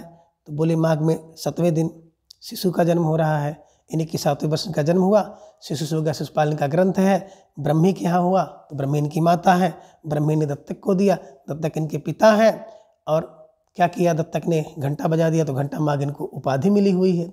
ठीक है ना। और माघ में वैष्णव की यात्रा करिए, यानी कि वैष्णव धर्म के प्रवर्तक थे। माघ गौड़ी होता है, यानी गौड़ी रीत का इन्होंने प्रयोग किया। माघ महीने में क्या होता है, तीनों गुण होता है ना। उपमा कालिदास का उपमा, भारव का अर्थ गौरव, अदंडी का पद लालित, यानी कि तीनों होता है माघ महीने में। बस जैसे दिमाग में रख लीजिएगा, आपको आसानी से याद हो जाएगा। ठीक है ना। अब आगे जो माघ जी का ग्रंथ है शिशुपाल वध, तो शिशुपाल वध के बारे में थोड़ा सा क्लू बना लीजिए, ट्रिक बना लीजिए कि क्या शिशु क्या करता है। शिशु 20 बार श्री श्री करता है, यानी कि सर्ग के आरंभ में श्री और सर्ग के अंत में श्री श्री है। किसमें, शिशुपाल वधम में। ठीक है ना। और कितनी बार करता है, 20 बार करता है। तो आप 20 सर्ग इसमें है। शिशु कैसा है, बोले सर शिशु तो बड़ा वीर है ना। और शिशु वीर है तो कितना वीर है, बोले इतना वीर है कि 16 से 50 वर्ष के युवकों को भी ये मात दे सकता है। कौन, शिशु वीर है। और कहाँ, बोले सर ये शिशु क्या करता है, भारत के सभा पर्व में भी जाता है, इन्हीं की महाभारत के सभा पर्व से लिया गया है ना। और क्या करता है, टहलने के लिए रैवतक पर्वत तक जाता है। कौन, शिशु। फिर दिमाग में रखिए कौन, बोले सर शिशु। कौन, बोले वही शिशु जो 20 बार क्या करता था, श्री श्री करता था। इन्हीं की शिशुपाल वध 20 सर्ग, श्री से शुरू और श्री से अंत। ठीक है ना। कैसा है, बोले सर बहुत वीर है। कैसा है, बिल्कुल वैदर्भी रीत वाला, गौड़ी रीत वाला है ना, गौड़ी रीत वाला है। और 16 से 50 लोगों को मात दे सकता है, 16 से 50 वर्ष के लोगों को। 16 से 50 श्लोक इसमें है। क्या करता है, भारत के सभा में जाता है, महाभारत के सभा पर्व से लिया गया है। और रेवतक पर्वत तक के यात्रा करता है, टहलता है। श्रीहर्ष। और बात करें श्रीहर्ष जी की, तो श्रीहर्ष जी का जो जन्म समय है 12वीं शताब्दी है। पिता हीर हैं, माता इनकी मामल्य देवी हैं। और आश्रयदाता की बात करें तो कन्नौज के नरेश जयचंद जी इनके आश्रयदाता हैं। और इनका एकमात्र ग्रंथ है नैषधीय चरितम। और नैषधीय चरितम जो इनका ग्रंथ है, इसमें कुल 22 सर्ग हैं। और जो बृहत्त्रयी है, उस बृहत्त्रयी का तीसरा प्रमुख ग्रंथ माना जाता है। ठीक है ना। तो इन सबको कैसे दिमाग में रखा जाए, तो देखिए मित्रों, बिना ट्रिक बनाए आपको आसानी से दिमाग में सभी चीज़ें नहीं बैठ सकती हैं। तो हर्ष जी की बात करें, यहाँ पर क्या होता है, आप एक क्लू बनाइएगा कि 12वीं बार क्या हुआ, 12वीं बार किसका, बोले हीरक का जो लड़का था वो क्या करता है, मामल्य माने मामूली अंक के साथ क्या करता है, नैषधीय की, नैषध को हम लोग कर लेंगे औसत, क्योंकि ये विद्वानों ने इसको औसत कहा भी है। तो ठीक किया, क्या किया कि 12वीं बार किसका, बोले हीरक का। कौन, बोले लड़का। क्या करता है, मामूली अंक से क्या करता है कि नैषध की परीक्षा पास कर लिया। अब जब नैषध की परीक्षा पास कर लिया तो बड़ा हर्ष हुआ, बड़ा खुशी हुआ, जिसमें कन्नौज के जो नरेश जयचंद जी आते हैं और क्या करते हैं, हीरक को या इनके लड़के को क्या करते हैं, पान और सिंहासन भेंट करते हैं इनके सम्मान में। तो कहने का आशय यही है, क्या है कि 12वीं बार यानी कि 12वीं शताब्दी में हीरक का लड़का यानी कि हीरक इनके पिता हैं, क्या करता है, मामूली अंक से हो जाएगा, मामल्य देवी इनकी माता हैं, अंक से क्या करता है, नैषध की परीक्षा, औसत की परीक्षा पास करता है, इन्हीं की नैषधि चरितम ग्रंथ लिखे हैं। तो क्या हो जाता है, बड़ा हर्ष होता है, यानी कि हर्ष, ठीक है ना। या ये भी कह सकते हो कि 12वीं बार जो है हीरक का लड़का हर्ष क्या करता है, मामूली अंक से, है ना, क्या करता है, नैषधि की परीक्षा पास करता है। तो एक बार फिर से हर्ष होता है, जिसमें इनके आश्रयदाता जो कन्नौज के नरेश हैं जयचंद जी आते हैं और इस बच्चे के सम्मान के लिए पान और सिंहासन भेंट करते हैं, पान और सिंहासन उन्हें देते हैं। तो ऐसे दिमाग में रख लीजिएगा, आपके दिमाग में अस्थायी रूप से बैठ जाएगा, ठीक है ना। तो ये चीज़ें देख लीजिएगा एक बार फिर कि हर्ष 12वीं बार, है ना, हीरक का लड़का क्या करता है कि नैषध की परीक्षा पास करता है, किससे, बोले मामूली अंक से। तो कौन, कन्नौज के नरेश जयचंद जी आते हैं और पान और सिंहासन देते हैं। क्यों, क्योंकि इस बच्चे का थोड़ा सा सम्मान बढ़ जाए, ठीक है। आइए उसी चीज़ों को देखते हैं कि श्रीहर्ष का जो जन्म समय है 12वीं शताब्दी का उत्तरार्ध है। श्रुति के अनुसार ये मम्मट के मामा माने जाते हैं और इनके प्रमुख आश्रयदाता राजा जयचंद थे। तो हर्ष मम्मट के मामा भी माने जाते हैं, ये भी दिमाग में रख लीजिएगा। और नैषधीय चरित्रकार हर्ष के पिता की बात करें तो हीर है और माता मामल्य देवी है, क्योंकि भी हम लोग ट्रिक में पढ़े हैं ना कि मामूली से अंकों से नैषध की परीक्षा पास किए। कौन, हीर का लड़का, कौन, हर्ष। तो क्या हुआ, हर्ष आया, है ना, बस दिमाग में ही रखिएगा। और इन्हें सम्मान में जयचंद्र ने 2 पान और सिंहासन दिया, ठीक है ना। तो ये दिमाग में रख लीजिएगा कि 2 पान दिया और सिंहासन दे दिया। क्यों, क्योंकि आपका लड़का जो है कैसे नैषध की परीक्षा पास किया, औसत की परीक्षा पास किया, मेडिकल की परीक्षा पास किया, जिसे आप कह सकते हैं नीट की परीक्षा, ठीक है ना। अब आगे हम लोग बात करते हैं थोड़ा सा नैषधि चरितम, जो कि इनका बड़ा महत्वपूर्ण ग्रंथ है। इसके बारे में कुछ चीज़ें हम लोग जान लें, कभी कोई प्रश्न यहीं से पूछ लिया जाता है। तो 22 सर्गों में विभक्त है यह ग्रंथ। नल दमयंती के प्रणय और विवाह का वर्णन इसमें किया गया है। 2830 श्लोक इस ग्रंथ में है कुल, और इसका अंगी रस श्रृंगार रस है, रीति वैदर्भी है। और उपजीव की बात करें तो उपजीव महाभारत का वन पर्व है और यह विद्वानों के लिए औषधि माना जाता है, जो कि भी हम लोग ट्रिक में देखे हैं, ठीक है ना। तो नैषधम क्या हो गया, विद्वई औषधम, विद्वई औषधम, विद्वई विद्वो विद्वो विद्वो औषधम, ठीक है ना। यह काव्य ग्रंथ काशी में रचा गया था, ठीक है ना। और कुछ बातें हैं हर्ष से संबंधित कि स्वयं को अमृत रूपी चंद्रमा मानते थे। नैषध बृहत्तरी का तीसरा प्रमुख रत्न है। नैषध में 19 छंदों का प्रयोग है और श्री हर्ष जो है शैव थे, ठीक है ना। अब आगे जो नैषधि चरितम ग्रंथ है, इस ग्रंथ से संबंधित जो महत्वपूर्ण बातें हैं, उन सभी बातों को कैसे दिमाग में हमेशा के लिए रखा जाए। तो मित्रों देखें, नैषध को आप जो ट्रिक बनाइए वो कर लीजिए औषध। और औषध की बात करें तो जब हम लोगों को कोई दुख दर्द कष्ट होता है तो हम लोग क्या करते हैं, औषध लेते हैं, दवा लेते हैं, मेडिसिन लेते हैं। तो क्या हो जाता है, आपका दुख दर्द क्लेश जो होता है वो मिट जाता है। फिर क्या हो जाता है, आपके अंदर हर्ष आ जाता है, खुशी आ जाती है। तो क्या हुआ बताए सर, नैषध बराबर औसत, औसत से क्या मिलता है, हर्ष मिलता है। यानी कि कभी कभी ये प्रश्न डायरेक्ट यही पूछ लेता है कि नैषधि चरितम किसकी रचना है। तो जहाँ पे देखिए नैषध, वहाँ पे लगाइएगा औसत, औसत माने हर्ष देती है। और अगर कुछ नहीं मिले तो यहाँ पे देखिए क्या है, ये सा है ना।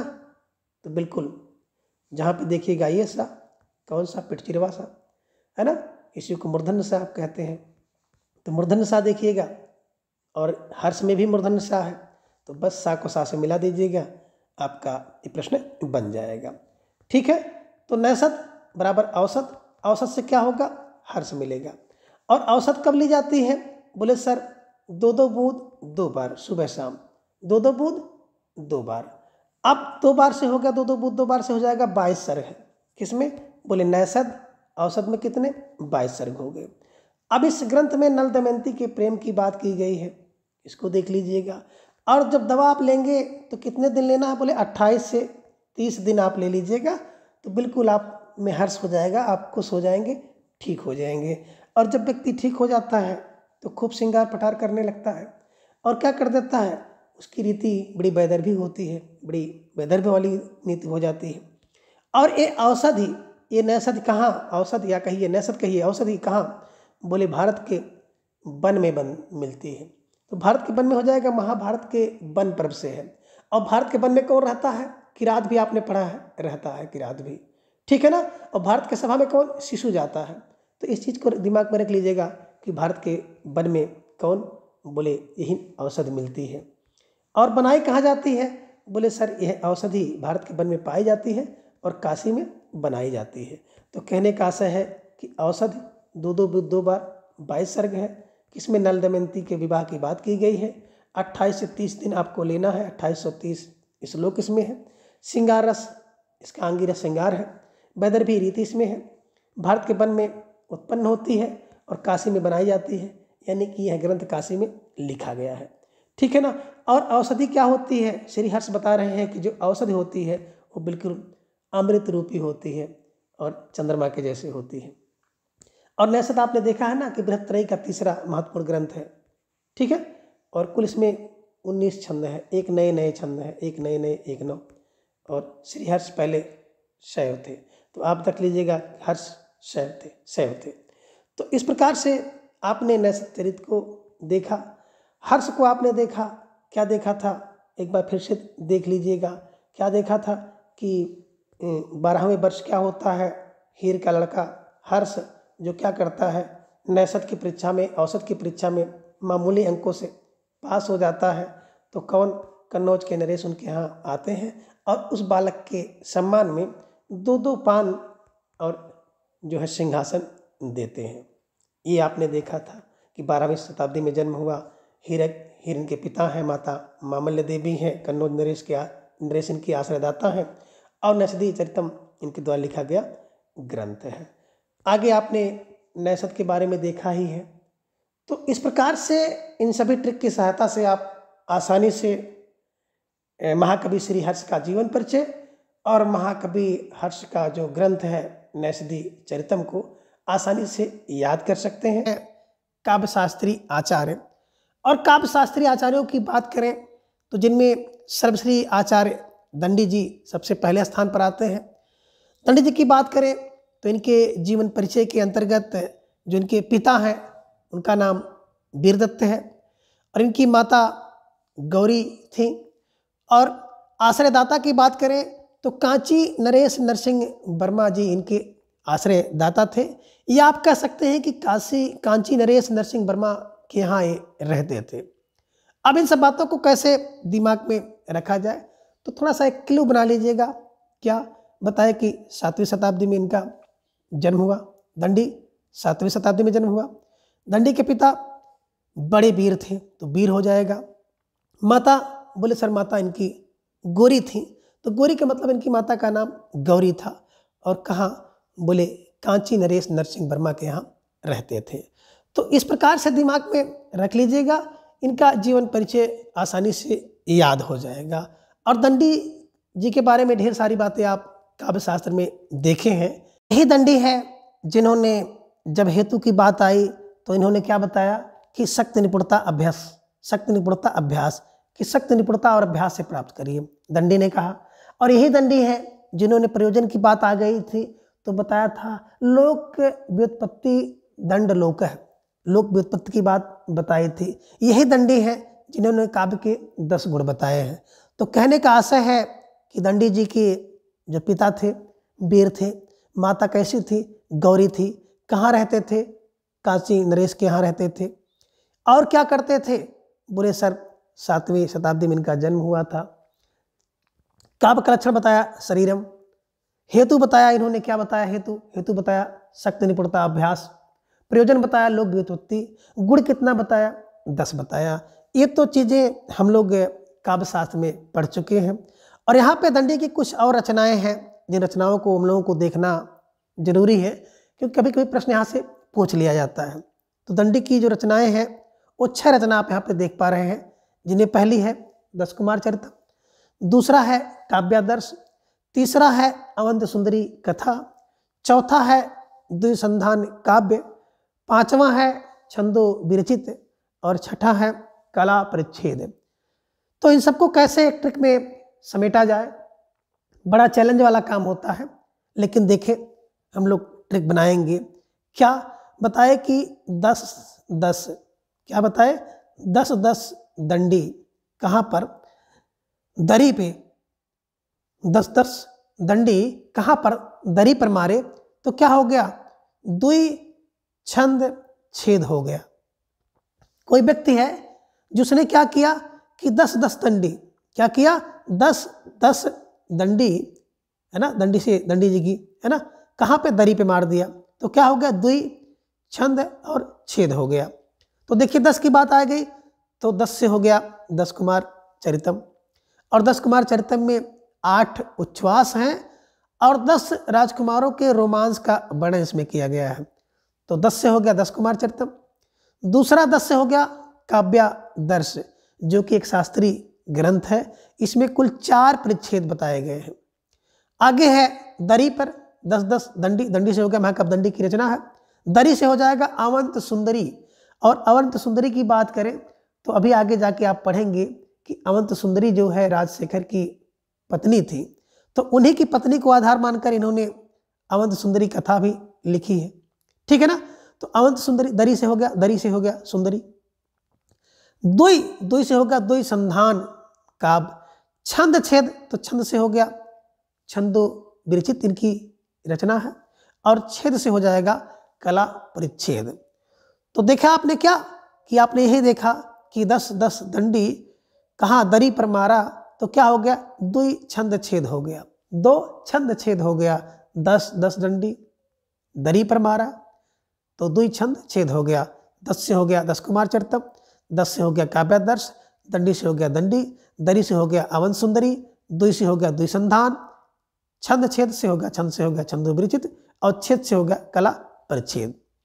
अभी आपने देखा कि 10 कुमार चरितम एक शास्त्रीय काव्य है, 8 उच्छ्वास है और 10 राजकुमारों के किसका बताए रोमांस का वर्णन इसमें किया गया है, और गुडाढ़ का जो बृहद कथा है उसका प्रभाव इस पर पड़ता है, ठीक है। काव्यदर्श में आपने देखा कि शास्त्रीय ग्रंथ है, 4 परिच्छेद में है, और ये सब चीज़ें आप जानते ही हैं। दंडी के बारे में जरूरी चीज़ है क्या कि ये गद्य शैली के जन्म जाता है, और इनकी जो शैली है वैदर्भी शैली है। दंडी के विषय में प्रसिद्ध है कि त्रयोदंडी प्रबंधाश्चा त्रियोश लोकेश विश्रुता। त्रियोग है ना, त्रिश लोकेश विश्रुता कौन है, दंडी है। तो बस दिमाग में ही रख लीजिएगा कि दंडी के पिता कैसे थे, बोले वीर थे, माता कैसे थी, बोले गोरी थी, ठीक है ना, कहाँ रहते थे, कांचीपुर में रहते थे, कब जन्म हुआ, 7वीं शताब्दी में हुआ, काव्य लक्षण शरीरम तावत बताया, हेतु क्या बताया, हेतु शक्ति निपुणताभ्यास बताया, प्रयोजन क्या बताया, लोक व्युत्पत्ति बताया, गुण कितने बताया, 10 बताया, रचना कौन कौन सी है, तो रचना के विषय में इन्होंने बताया कि 10-10 दंडी दरी पर दुई छंद छेद। बस दिमाग में ऐसे रख लीजिएगा, आसानी से ये प्रश्न आपका बन जाएगा। अगले काव्य शास्त्रीय आचार्य की बात करें तो राजशेखर जी हैं, और राजशेखर जी की बात करें जन्म समय की तो 10वीं शताब्दी में इनका जन्म हुआ। पिता इनके दुर्धरक थे, माता शीलवती, पत्नी अवंत सुंदरी। अभी आपने देखा कि अवंत सुंदरी कथा भी लिखी है दंडी जी ने, एक रचना, ठीक है ना। और आश्रयदाता इनके जो थे कन्नौज के राजा महेंद्रपाल जी थे। अब देखें तो महेंद्रपाल किसके, राजशेखर की, राज महेंद्रराज पच्चे आपने देखा होगा ना, तो बस दिमाग में रख लीजिएगा महेंद्रराज पच्चे, तो राज का मतलब राजशेखर, ठीक है ना। और ये विदर्भ प्रदेश के निवासी थे, इनका जन्म 880-920 माना जाता है, और हम लोगों ने 10वीं शताब्दी इनको देखा है। इनके पिता का नाम दुर्धरक, माता का नाम शीलवती था, और इनकी पत्नी अवंत सुंदरी थी। ये जात के ब्राह्मण थे, और कन्नौज नरेश महेंद्र पाल के यहाँ रहते थे। तो राजपच्चे यानी कि महेंद्र राज को जोड़ दीजिएगा, राजशेखर के आश्रय दाता थे। कैसे दिमाग में रखा जाए, तो देखिए यहाँ पे हम लोग करेंगे राज, यानी कि राज किसका होगा, राजा का होगा। तो जो राजा होता है वो क्या होता है? बोले सर वो 10वीं है, 10वीं पास है। राजा कैसा है? बोले 10वीं पास है ना। और 10वीं पास व्यक्ति को राजा बना दिया गया है, तो कैसा होगा? बोले वो बहुत दुर्धरक है ना। उसकी माता कैसी है? बोले राजा की माता तो सर शीलवती है, बड़ा शील उनके अंदर है। और राजा की जो पत्नी है वो पत्नी तो सर अत्यंत सुंदरी है, अवंत सुंदरी है। अवंत सुंदरी को आप कह लीजिएगा अत्यंत सुंदरी है, तो अवंत सुंदरी है। और क्या है? और महेंद्रराज पच्चे के फ्रेंड हैं, महेंद्रराज पच्चे के मित्र हैं। तो महेंद्र से हो जाएगा महेंद्रपाल और राज से हो जाएगा राजशेखर के जो आश्रय दाता हैं। तो कहने का आशय आप है कि दिमाग में ही रख लीजिएगा कि राज से हम लोग कर लेंगे राजा। कौन? बोले 10वीं पास है। पिता उसका कैसा राजा का? बोले राजा का पिता बहुत दुर्धरक है। राजा की जो माता है वो बिल्कुल शीलवती है। राजा की जो पत्नी है वो अत्यंत सुंदरी है, यानी कि अवंत सुंदरी है। और राजा के आश्रय में, राजा किसके आश्रय में? बोले महेंद्रराज पच्चे के आश्रय में रहते हैं। या आप कह सकते हैं कि महेंद्रराज पच्चे इनके मित्र हैं। तो इस प्रकार से इसको दिमाग में रख लीजिएगा, आपको याद करने में बहुत आसानी होगी। और क्या है कि महाराष्ट्र के विदर्भ प्रदेश में रहते हैं, ठीक है ना। आगे चल के हम लोग देखते हैं इनके बारे में, जो इनकी रचनाएं हैं। बात करें रचनाओं की, तो इन्होंने कुल 5 ग्रंथों का प्रणयन किया है। आप कह सकते हैं कि 5 ग्रंथ इन्होंने लिखे हैं, जिनमें पहला है काव्य मीमांसा, हम लोग पढ़े थे राजशेखर का काव्य मीमांसा। दूसरा बाल रामायण, तीसरा है बाल महाभारत, या आप कह सकते हैं कि प्रचंड महाभारत, विद्युसाल भंजिका और कपूर मंजरी।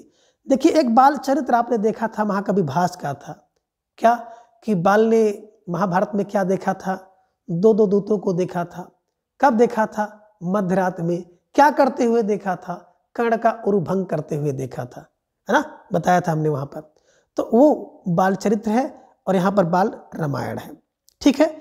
अब ये जो इनके 5 ग्रंथ हैं, इन्हें कैसे याद किया जाए? बड़ा कठिन होता है, लेकिन फिर भी हम लोग देखेंगे। तो ट्रिक बना लीजिए, क्या कि का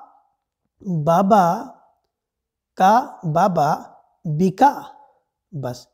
तो का से हो गया कपूर मंजरी, बा से हो गया बाल रामायण, बा से दूसरे बा से हो गया बाल महाभारत, बी से हो गया विद्युसाल भंजिका और का से हो गया कपूर मंजरी। बस दिमाग में रख लीजिएगा। यानी कि कहने का आशय है कि इनकी रचनाओं में 2 के हैं, 2 का है। का की स्क्वायर है, का की घाते 2 है, और वा की घाते 3 है। बस का की घात 2, बा की घात 3। तो बा की घात 3 में एक बा से बाल रामायण, बाल महाभारत और विद्युसाल भंजिका, 3 तो यही हो गया। और 2 का है, एक का से काव्य मीमांसा हो गया और दूसरे का से कपूर मंजरी हो गई। तो राजशेखर के दिमाग में आप रख लीजिएगा कि राजशेखर में क्या है, बताया इनकी रचनाओं में का की घात 2 है और वा की घात 3 है, यानी कि कपूर मंजरी और काव्य मीमांसा, बाल रामायण, बाल महाभारत और विद्युसाल भंजिका, ठीक है ना। ट्रिक आप ये भी बना सकते हैं कि का बाबा बिका, का से हो गया काव्य मीमांसा, बा से हो गया बाल रामायण, फिर बाल महाभारत, बी से हो गया विद्युसाल भंजिका और का से हो गया कपूर मंजरी। तो देखिए मित्रों, जिस भी ट्रिक से आपको आसानी से याद हो जाए, याद करने का प्रयास करिएगा, क्योंकि अगर आप हमारे साथ जुड़े हैं और आपको याद ना हो तो फिर कोई इसका अर्थ नहीं है। तो हमारे साथ जुड़ करके आप याद करने का प्रयास करिए, हमेशा के लिए आपके स्मृति पटल पर वो चीज़ें छप जाएं। मेरा यही एकमात्र प्रयास है और मैं कोशिश करता हूं कि आपको जो ट्रिक मिले उसी में से मिल जाए, कि किताब कैसे पढ़ते हैं, किताब को कैसे याद रखते हैं, ठीक है। तो दिमाग में ही रख लीजिएगा, आसानी से आपका प्रश्न बन जाएगा, ठीक है। चलें बात कर लेते हैं काव्य मीमांसा की। तो काव्य मीमांसा कवि शिक्षापरक ग्रंथों का प्रवर्तक है। इसमें 18 अधिकरण हैं और कवि रहस्य नामक अधिकरण ही उपलब्ध है। बाल रामायण 10 विशाल अंकों में राम कथा वर्णित की गई है। बाल महाभारत महाभारती कथा का वर्णन है। विद्युसाल भंजिका 4 अंकों की एक नाटिका है। और कपूर मंजरी की बात करें तो प्रकृत भाषा में रचित यवनिकों की सुंदर नाटिका लिखी गई है, ठीक है। राजशेखर ने साहित्य को पंचमी विद्या कहा है और राजशेखर स्वयं को कवि शेखर की उपाधि इनको मिली है। तो इस प्रकार से आप जान सकते हैं कि कौन राज है ना, राजा कैसा है, 10वीं पास है। राजा का पिता दुर्धरक है। माता कैसी है, शीलवती है। पत्नी कैसी है, अवंत सुंदरी है। मित्र किसका है, बोले महेंद्र बच्चे का मित्र है, यानी कि महेंद्रपाल राज से हो जाएगा राजशेखर। रचना कैसी, तो रचना तो भैया ऐसा है कि का की घात 2 और बा की घात 3 रचनाएं इनकी हैं।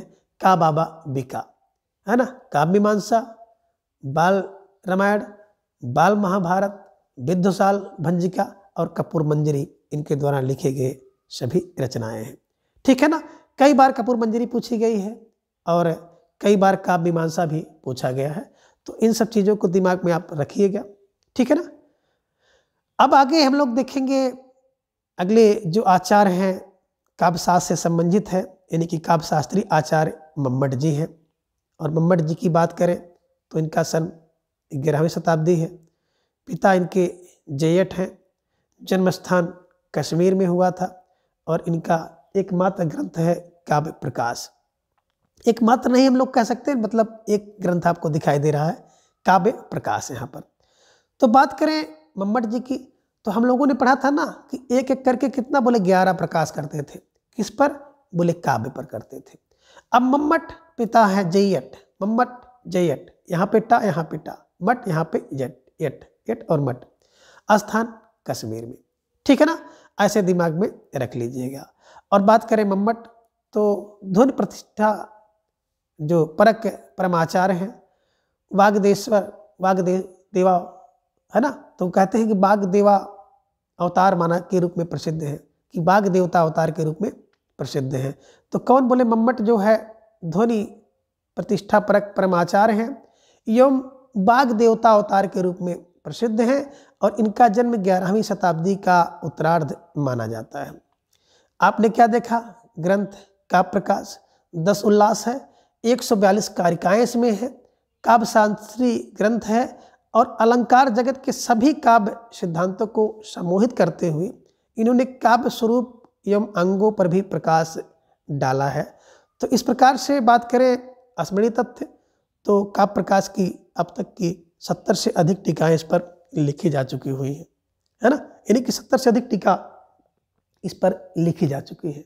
ठीक, आप यहाँ पे दिमाग में थोड़ा सा रख लें कैसे ये याद हो और आपका जो प्रश्न है परीक्षा में सही बन जाए। तो देखिए यहाँ पे रखिए एक एक करके 11 प्रकाश कहाँ पर, बोले काव्य पर डालते हैं, तो काव्य प्रकाश इनका ग्रंथ हो गया, एक एक से हो गया 11। मम्मट पिता है जयट, जन्म स्थान कश्मीर है। ठीक है ना, काव्य प्रकाश में 10 उल्लास, 142 कारिकाएं हैं और काव्य शास्त्री ग्रंथ हैं। बस इनके जीवन परिचय और रचना से इतनी ही महत्वपूर्ण चीज़ें हैं जो परीक्षा में पूछे जाने योग्य हैं। ठीक है, आगे हम लोग देखेंगे अगले काव्य शास्त्री आचार्य और अंतिम काव्य शास्त्री आचार्य भी होंगे ये आचार्य विश्वनाथ जी। बात करें समय का, तो आप भली भांति परिचित हैं कि 14वीं शताब्दी में इनका जन्म हुआ। पिता चंद्रशेखर हैं, निवासी कहाँ के हैं, उत्कल के हैं। ग्रंथ साहित्य दर्पण, आपने पढ़ा था ना, पूरा विश्व जो है साहित्य को दर्पण में लेकर घूम रहा है, यानी कि पूरा विश्व साहित्य को दर्पण में देखता है। दूसरा चंद्रकला एक नाटिका है और तीसरी है प्रभावती परिणय, इनकी एक अगली नाटिका है। तो अब इन सबको दिमाग में थोड़ा सा बैठाना पड़ेगा कि आपने पढ़ा था विश्व 14 है ना, 14 विश्व 14, या आप कह सकते हैं कि विश्वनाथ 14 वर्ष तक है ना, तो विश्वनाथ 14 वर्ष तक वन में थे। विश्व के नाथ साहित्य को क्या करते थे, दर्पण में देखते थे, और क्या करते थे, चंद्र की कला करते थे, और क्या करते थे, प्रभावती का परिणय करते थे। विश्व के नाथ का पिता कौन, बोले चंद्र हो सकता है, चंद्रशेखर है ना, पिता चंद्रशेखर थे। कहाँ रहते थे, बोले उत्कल में रहते थे, उत्कल उड़ीसा में, उड़े उड़े से रहते थे, उड़े उड़े रहते थे। बस दिमाग में रख लीजिएगा कि जो विश्व का नाथ है वो 14 वर्ष के लिए वनवास गया। जो विश्व का नाथ है उनके पिता चंद्रशेखर हैं। जो विश्व का नाथ है बिल्कुल उड़ा उड़ा रहता है। विश्व का नाथ क्या करते हैं, साहित्य का दर्पण करते हैं है ना, चंद्रकला नाटिका लिखते हैं और प्रभावती का परिणय देखते हैं। तो ऐसे दिमाग में रख लीजिएगा, आपके दिमाग में बना रहेगा। बात थोड़ा सा यहाँ पे आ जाती है कि कलिंग नरेश नरसिंह जो महासंध विग्रह थे, इनके पिता का नाम देखिए कौन है, तो इनके पिता का नाम चंद्रशेखर बताया गया है। विश्वनाथ वैष्णव मता अनुयायी हैं, तो आप कह सकते हैं कि वैष्णव थे, ठीक है ना। साहित्य दर्पण के बारे में बता रहे हैं कि साहित्य दर्पण में 10 परिच्छेद है और एक ही स्थान पर नाटक एवं काव्य का विवेचन इन्होंने किया है। तो तात्पर्य नामक जो चौथी शब्द शक्ति है, इसका उल्लेख विश्वनाथ जी ने ही किया है, ठीक है ना। और विश्वनाथ जी से के लिए स्मरणीय तथ्य ये है, जिसे हम लोग को याद होना चाहिए, कि विश्वनाथ का काव्य प्रकाश पर दर्पण नामक एक टीका भी लिखी गई है। तो विश्वनाथ के काव्य प्रकाश पर एक दर्पण नामक टीका लिखी गई है। और राघव विलास महाकाव्य, कुबलयास चरित्र और प्रशस्ति रत्नावली अन्य भी काव्य कृतियाँ जो है लिखी गई हैं। तो इस प्रकार से ढेर सारी बातें आपने विश्वनाथ जी के बारे में जानी, लेकिन महत्वपूर्ण यही है कि विश्वनाथ का जन्म 14वीं में, पिता चंद्रशेखर, जन्म स्थान उत्कल और ग्रंथ इनके साहित्य दर्पण, चंद्रकला और प्रभावती पैगड़े। बस इतनी ही चीज़ें जो अगर बात करें हिंदी टीजीटी में जो संस्कृत का पाठ्यक्रम है उसके अंतर्गत पूछी जा सकती है। तो इस प्रकार से आज की इस वीडियो के साथ जो संस्कृत के रचना और रचनाकार थे वो पूर्ण रूप से हम लोगों द्वारा कंप्लीट कर लिए गए हैं। अब आगे जो इसका अगला भाग है उसे हम लोग देखेंगे। तो आज की इस वीडियो में बस इतना। अगले वीडियो में फिर हम किसी एक नए टॉपिक के साथ उपस्थित होंगे। तब तक के लिए धन्यवाद, नमस्कार, बाय।